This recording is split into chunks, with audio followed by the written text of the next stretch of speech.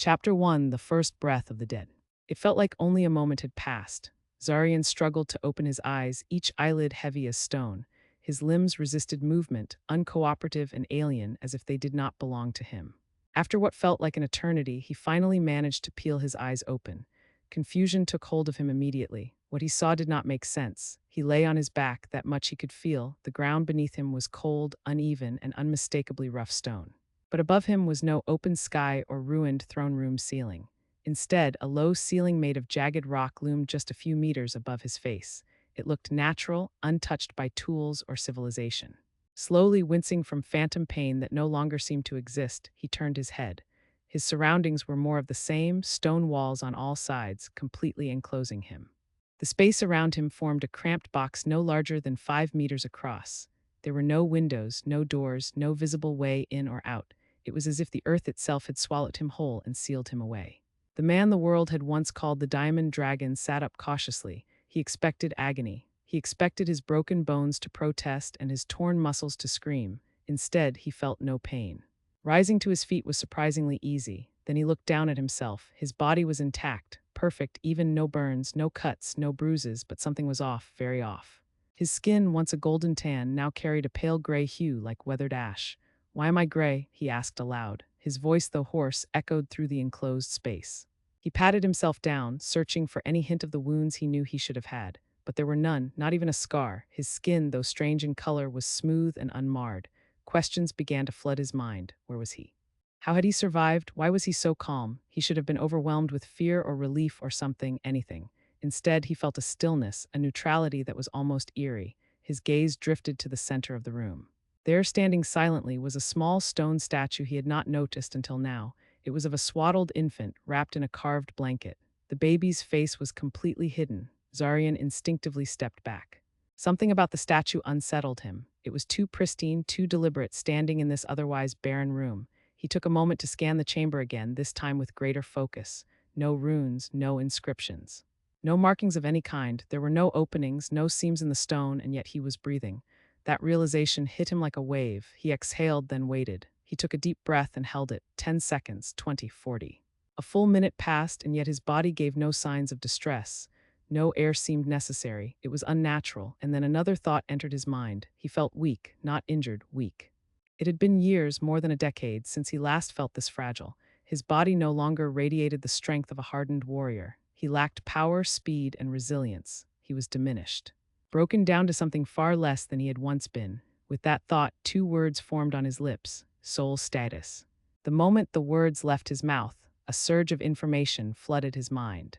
A familiar screen appeared before his eyes, not physically, but mentally. The data embedded itself in his thoughts as clearly as if etched into stone. Name: Zarian Diamorial. Faction: Undead. Race: Netherborn. Rank: Aspirant. Level: 1. Experience: 0%. Attributes: Strength: 1. Vitality: 1. Defense: 1. Agility: 1. Dexterity: 1. Intelligence: 1. Will: 1. Charisma: 1. Perception: 1. Magic: 1. Total: 10. Skills: Passive: Hero's Journey, bound to the labyrinth. Active: Hero's Eyes, master of the undead. What the foo? Zarian began, stumbling back against the wall. He slid down to the ground, head spinning. His level had been reset. His attributes were at their bare minimum, but even more concerning were the lines that labeled him. His faction, his race, undead, netherborn, that was not possible. He closed his eyes and tried to breathe through the panic. His thoughts drifted back to the day everything changed. The emergence, it had struck without warning. One day the world had been stable, predictable. The next, it had descended into chaos. Monsters appeared in every nation, every city, every forest.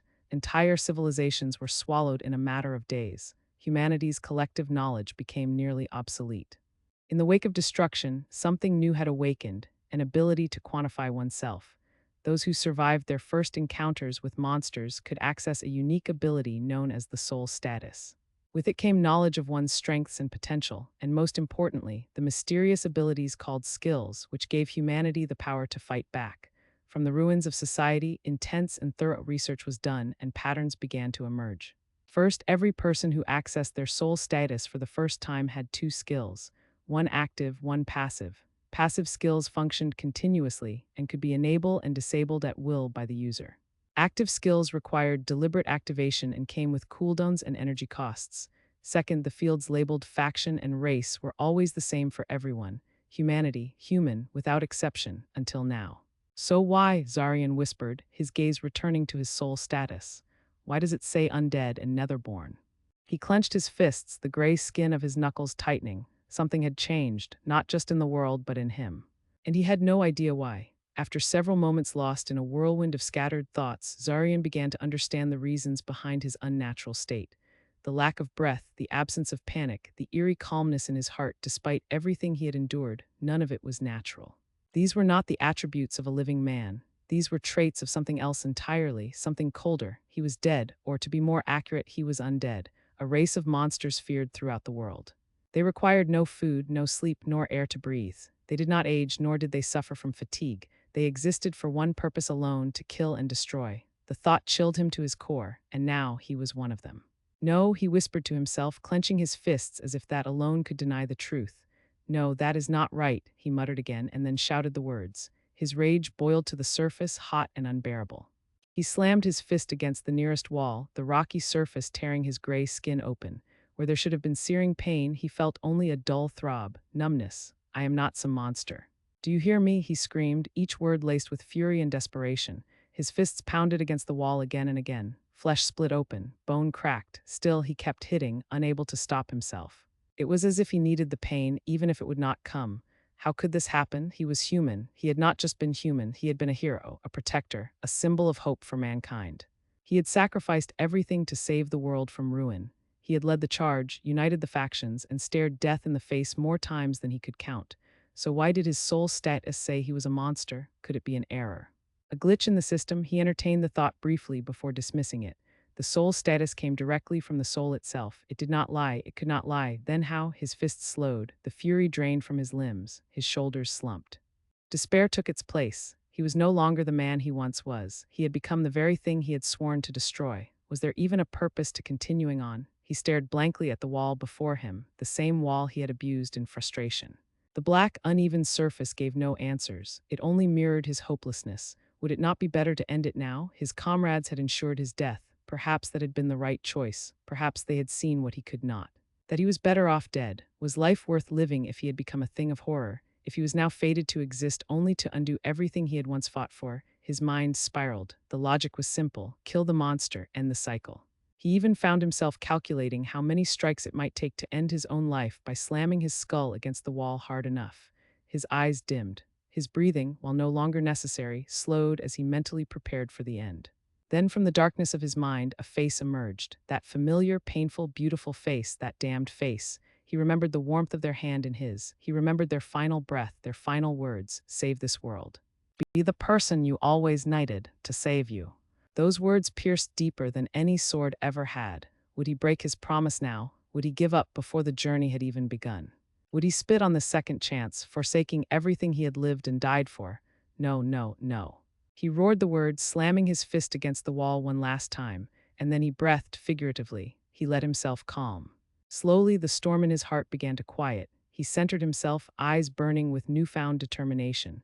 This would not be the end, not yet. Now composed, he turned his focus back to the soul status. There were 2 new skills listed, 2 unfamiliar names beside 2 old ones he knew intimately. He would start with what he knew, Passive Hero's Journey. Upon leveling up, the user gains +1 to all attributes, instead of 5 freely distributable points. He smiled slightly at the sight. This skill was one of the greatest reasons he had risen so high during his life. In the world after the emergence, the path to power came from battle. Combat granted experience, and once a person filled their experience bar to 100%, they would level up. Upon leveling, 5 attribute points were awarded, which could be distributed freely. Most chose to specialize. Some focused on strength to deal heavy damage. Others favored vitality to endure longer.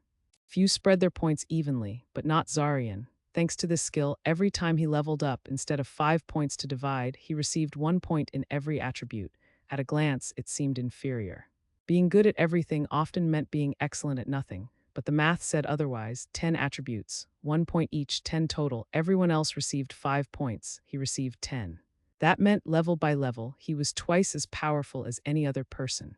This gave him overwhelming advantage in every encounter and allowed him to take on enemies far beyond his level. Satisfied that the skill had remained unchanged, Zarian moved on. Active Hero's Eyes allows the user to perceive basic information about a target, including name, level, rank, faction, attributes, and possibly their skills. Effectiveness scales with intelligence and will. Cooldown 10 seconds. Cost 1% stamina. He chuckled. This skill had been his second blade in battle, an invisible edge that let him win fights before they even started. It was deceptively simple. By activating it, he could see part of his opponent's soul status, their level, their attributes, their abilities. It gave him the information he needed to strategize, to exploit weaknesses. It was not perfect. Its effectiveness depended on the gap between his intelligence and will and that of his target.